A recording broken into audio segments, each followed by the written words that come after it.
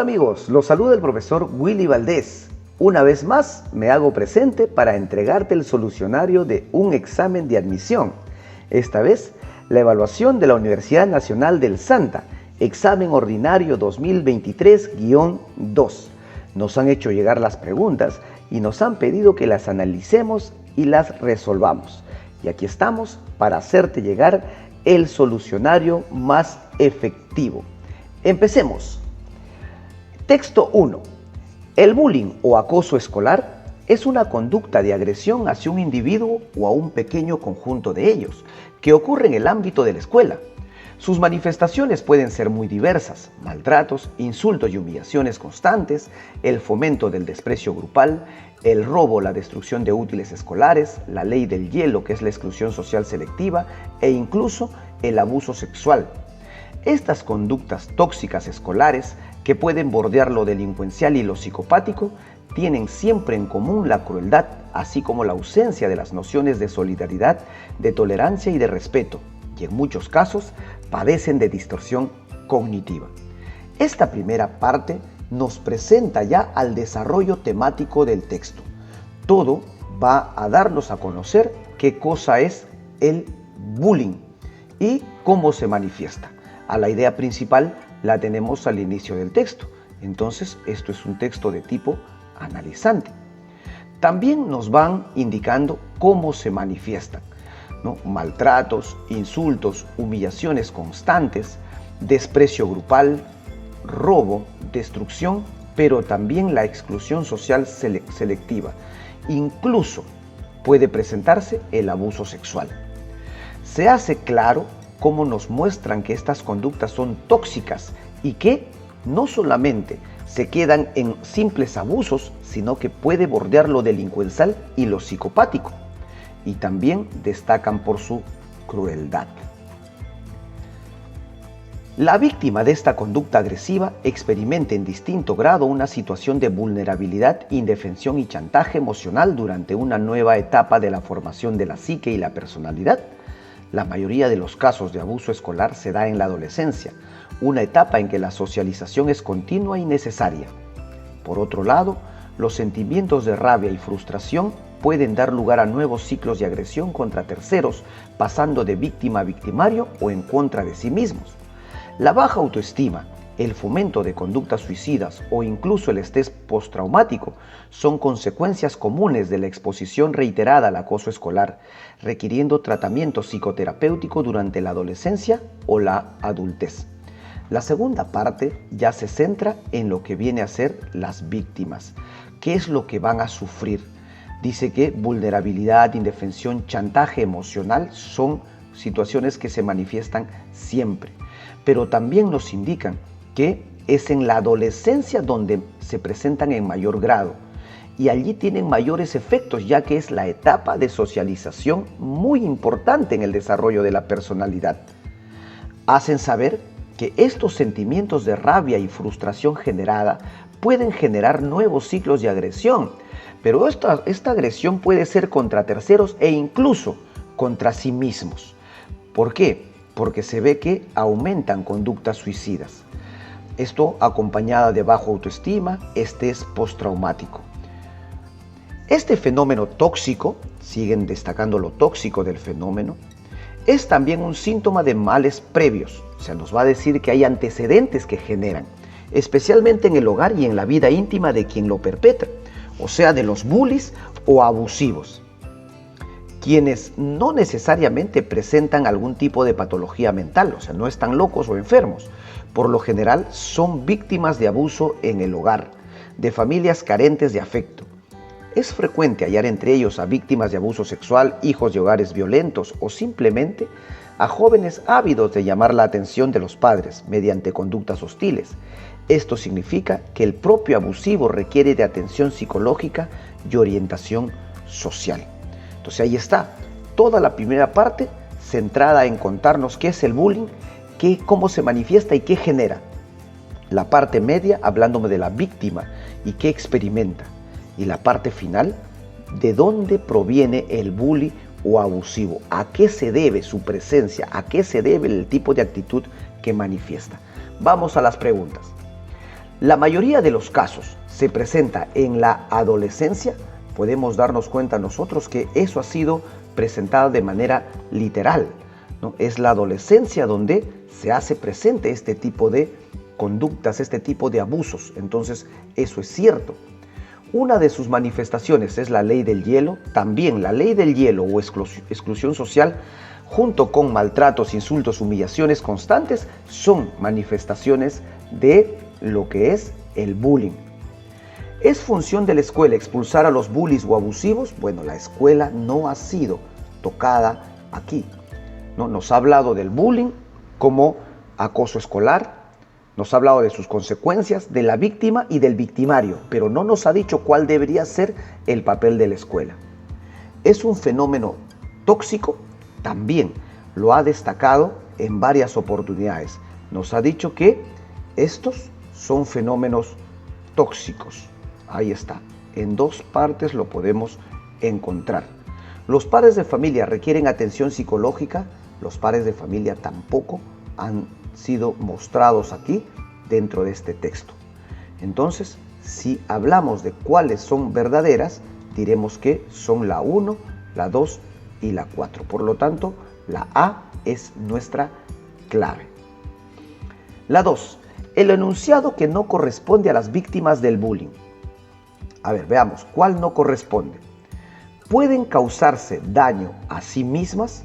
Bueno, vamos a notar nosotros que dice que pueden pasar de víctimas a victimarios o contra sí mismos. Entonces, eso es verdad. ¿De víctimas pueden convertirse a victimarios? También. Aquí está. ¿El estrés postraumático es una consecuencia común de la exposición reiterada al acoso escolar? Sí. Nos han indicado que la baja autoestima, el fomento de conductas suicidas, incluso el estrés postraumático son consecuencias. Eso es cierto. ¿Los sentimientos de rabia y frustración pueden generar agresión? Sí, lo tenemos aquí señalado. Entonces, es cierto. ¿Proceden de familias carentes de afecto? Aquí estamos hablando de las víctimas. Los que proceden de hogares carentes de afecto son los victimarios, son los bullies o abusivos. Entonces, no corresponde la E. Enunciado que no se refiere a los bullies o abusivos. ¿Sus actitudes agresoras son síntomas de males en su vida familiar? Así es, eso ha dicho que provienen de hogares violentos. ¿Padecen una patología mental? No. El texto ha sido claro al decir que ellos no presentan necesariamente algún tipo de patología mental. Por lo general son víctimas de abuso, también hemos visto que eso está en el texto. Algunos desean llamar la atención, sí, quieren llamar la atención, requieren atención psicológica, así termina el texto. Entonces, aquí nuestra mejor respuesta es la B. No es verdad que padezcan de una patología mental. Esa es la mejor respuesta. Ahora tenemos el texto 2. El 20 de noviembre de 1945 se iniciaron las audiencias de un juicio que permitió al mundo conocer las atrocidades de los crímenes de guerra cometidos por la Alemania nazi durante la Segunda Guerra Mundial, que duró de 1939 a 1945. Estados Unidos, Reino Unido, Rusia y Francia conformaron un tribunal militar internacional para procesar a 24 altos mandos responsables del régimen nazi que encabezó Adolf Hitler. El proceso concluyó con el veredicto el 1 de octubre de 1946. Los cargos fueron conspiración, participación como responsables u organizadores, inductores o cómplices en la formulación o ejecución de un plan conjunto para cometer o facilitar crímenes contra la paz, crímenes de guerra y crímenes contra la humanidad. Bajo esas fórmulas jurídicas fueron incluidos los asesinatos, secuestros, deportaciones y exterminios masivos que condujeron a la muerte, principalmente de más de 5 millones de judíos. Esta primera parte nos va a ir contando de qué manera, desde el 20 de noviembre de 1945, empiezan las audiencias de juicio contra los nazis. Un grupo de nazis que fueron acusados, dice, de tener crímenes contra la humanidad, donde hay asesinatos, secuestros, deportaciones, entre otros, sobre todo contra más de 5 millones de judíos.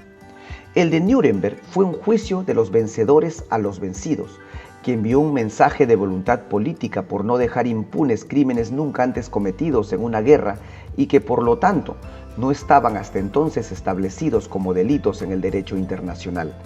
El resultado final despertó controversias desde el lado de los derrotados alemanes, entre quienes se percibió un deseo de venganza más que de justicia debido a que algunos cargos carecían de precedentes en la legislación. No existían leyes para sancionarlos.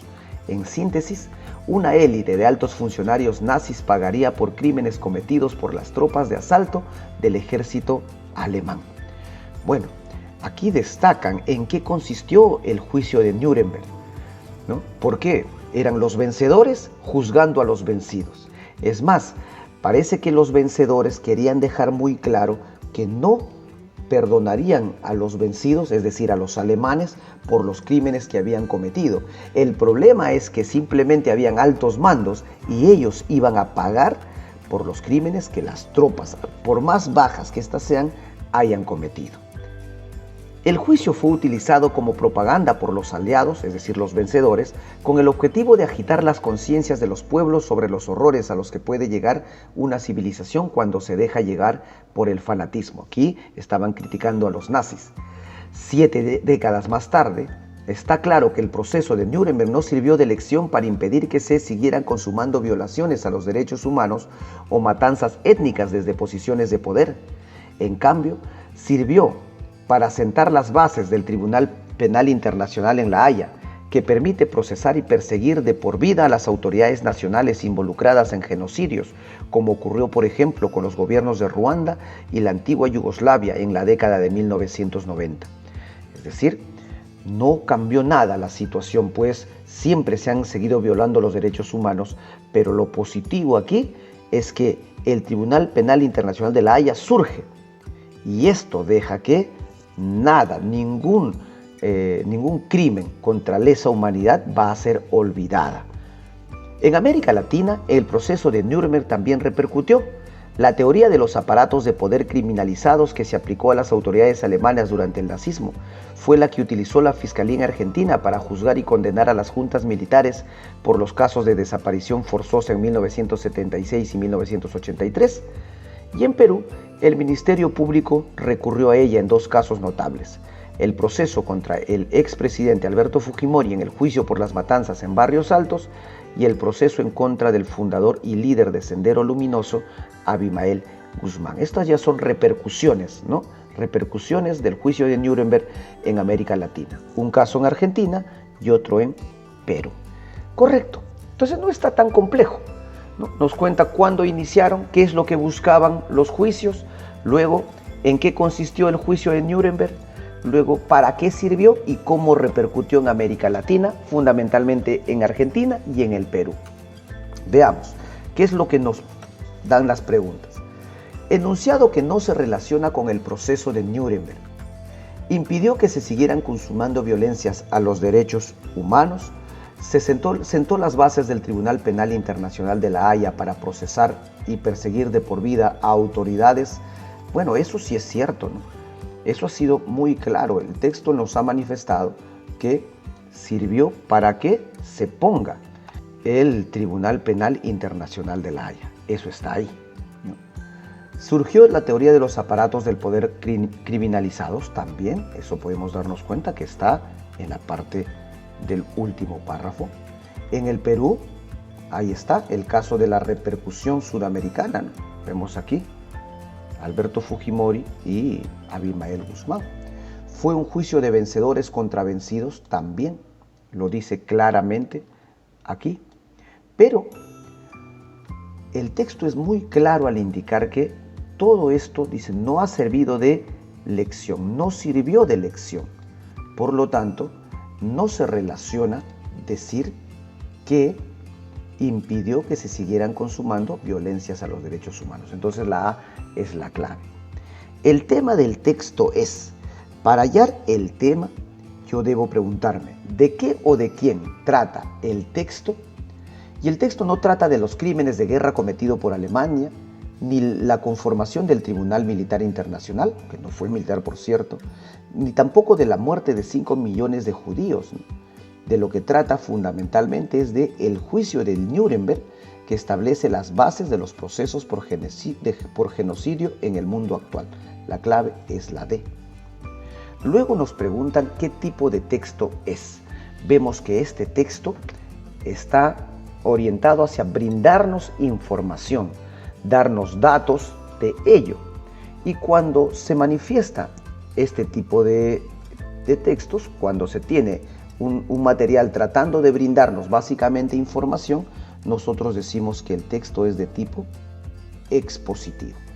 Esa es la mejor respuesta. Nos piden ahora resolver conectores, esas palabras que sirven como nexos gramaticales entre proposiciones. El ejercicio 7 dice: los buenos libros no contienen un mensaje unidireccional que producen significaciones múltiples. Podemos darnos cuenta aquí que hay unas ideas contrapuestas entre no contener un mensaje y sí producir significaciones múltiples. Eso quiere decir que aquí tendría que ir un conector adversativo. Si necesito este tipo de conector, analizo mis opciones de solución y me doy cuenta que es decir, no es adversativo, o sea, no es adversativo, ya no es adversativo, tanto no es adversativo, quedándome solamente con el sino como conector adversativo. Por lo tanto, esa va a ser nuestra mejor respuesta. Comprobemos. Los buenos libros no contienen un mensaje unidireccional, sino que producen significaciones múltiples para el análisis e interpretación del lector. Sentido completo. El ejercicio 8 dice: el ejercicio de armas cortas resulta algo llamativo que el de artefactos de destrucción masiva. Ya hay ideas contrapuestas entre armas cortas y artefactos de destrucción masiva.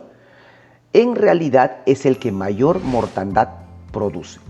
Puedo darme cuenta que están destacando aquí el que mayor mortandad produce.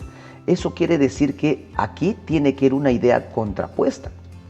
Además, también puedo ya darme cuenta que en esta segunda parte están anteponiendo ideas, están contraponiendo ideas entre lo que sucede con las armas cortas y las de artefactos de destrucción masiva.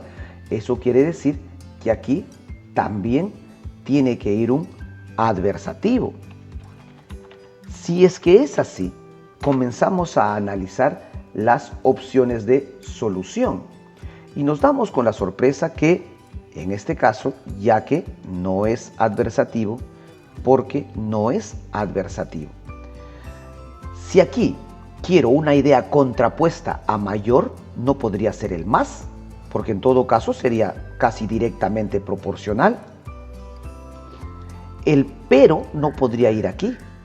Y el único que me da una idea contraria al mayor es el menos. Por lo tanto, mi respuesta será la A.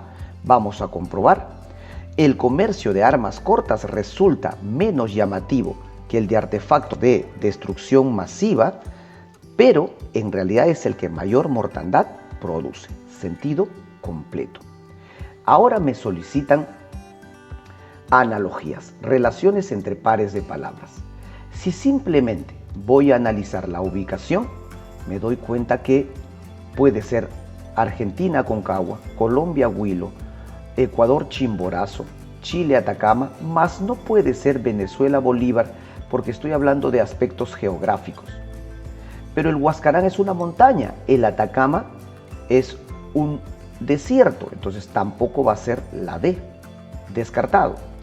Tenemos solamente como elevaciones geográficas la A, la B y la C. El Chimborazo, que se encuentra en Ecuador, es un volcán. El Huascarán no lo es una montaña. Por lo tanto, eliminado también la C. Entre el Huila y el Aconcagua está la respuesta. Voy a tener que restringir el campo semántico, ir a cuestiones específicas, como su altura, por ejemplo. Esto, por ejemplo, viene a ser un ejercicio escolástico. El Huila tiene 5.364 metros sobre el nivel del mar. El Aconcagua tiene en promedio 6.962 metros sobre el nivel del mar. Y el Huascarán, que es nuestra premisa, tiene en promedio unos 6.757 metros sobre el nivel del mar. Entonces, si vamos a ver que la relación es el país y las mayores elevaciones, nuestra mejor respuesta en este caso va a ser la A. Perú es a Huascarán, como Argentina es a Aconcagua.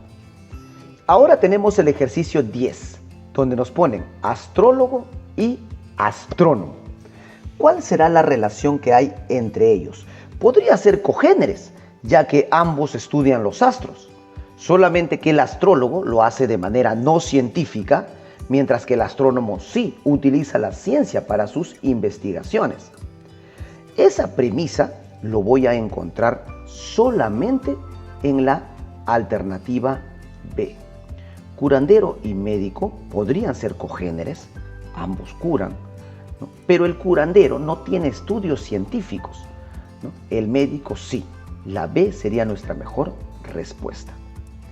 En reloj, relojería, tengo palabra derivada, ¿no? En todo caso, tengo a un sustantivo primitivo y a uno de sus derivados. Bajo esa premisa, solamente tengo dos posiciones. Puede ser la A o puede ser la B. Pero relojería es un local, florero es un objeto. Por lo tanto, aquí nuestra mejor respuesta va a ser la A. Reloj es a relojería, como pan es a panadería.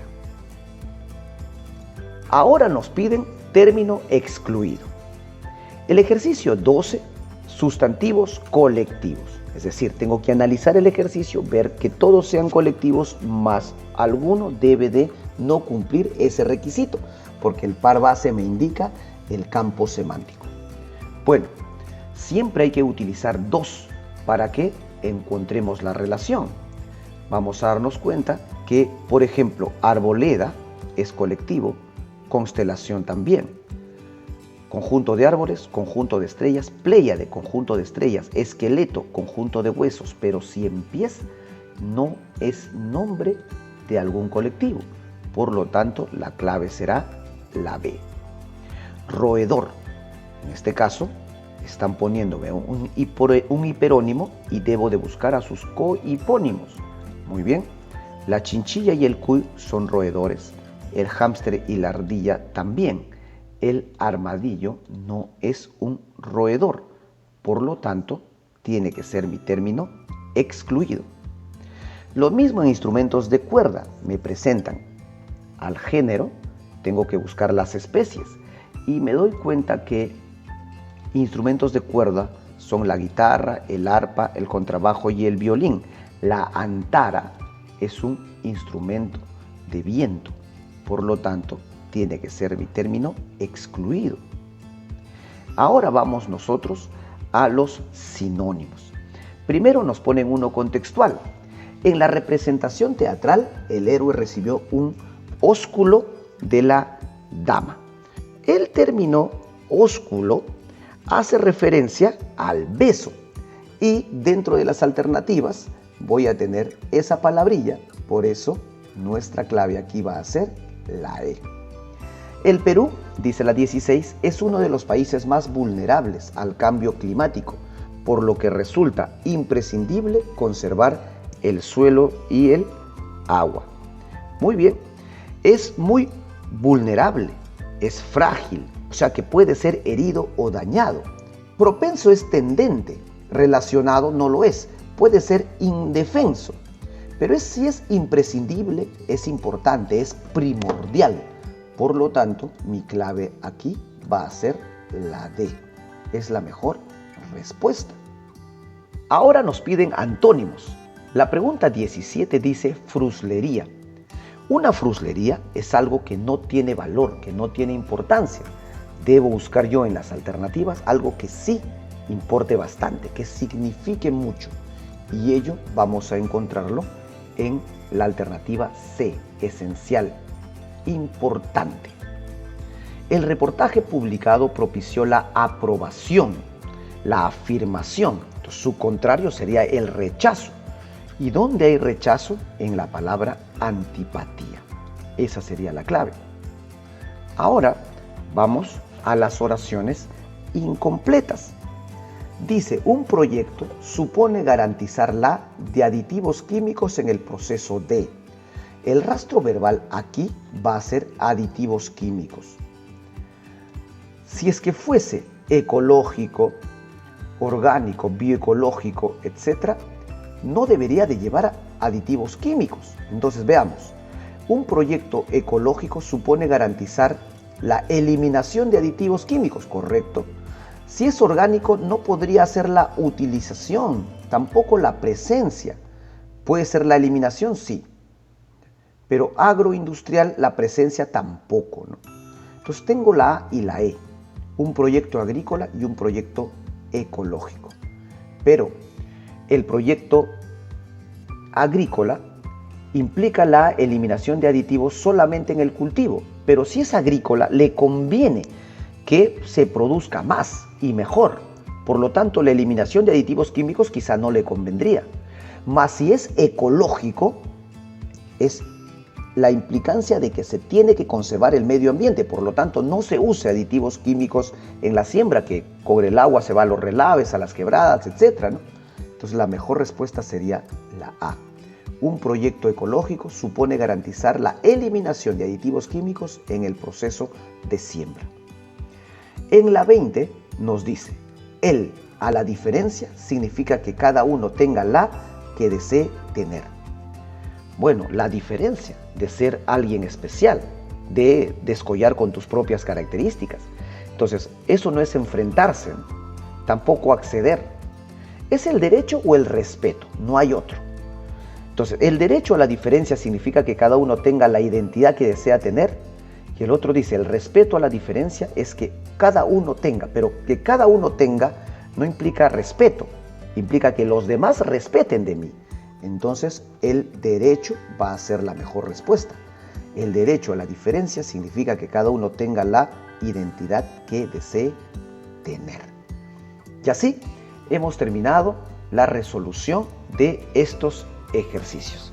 Espero que haya sido de tu agrado, espero que las respuestas te convenzan y que le des un like a este video para que nosotros podamos ofrecerte más y mejor contenido al respecto. No te olvides que si por ahí tienes alguna pregunta, algún examen que quisieras que nosotros lo resolvamos, vamos a estar encantados de hacerlo. Cuídate mucho, chao.